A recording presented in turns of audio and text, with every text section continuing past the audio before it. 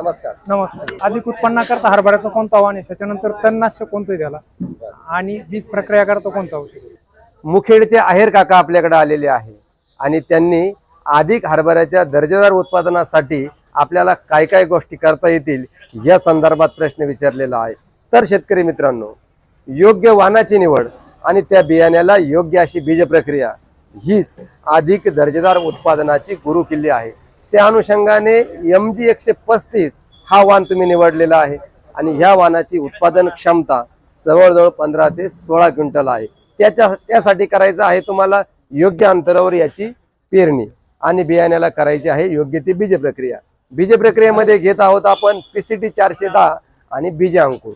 तसेच दुसरा एक प्रश्न तुम्ही विचारलाय तो म्हणजे या हरभरा पिकाला तणनाशक कुठलं वापरायचं.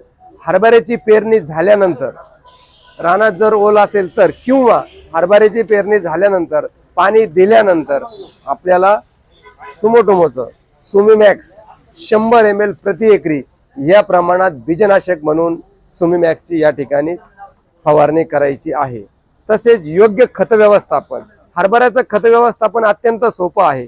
12-32-16 किंवा 14-35-14 जर आपण प्रति एकरी 75 किलो पेरणीपूर्वी आणि त्याच्या जोडीला जर 10 किलो ते 20 किलोच्या दरम्यान बेन्सल किंवा सल्फर डाळीच्या स्वरूपात जे येतो ते जर कुठलंही वापरलं, बेंटोनेट सल्फर, तर आपण अधिक दर्जेदार उत्पादनाकडे वाटचाल करू शकतो.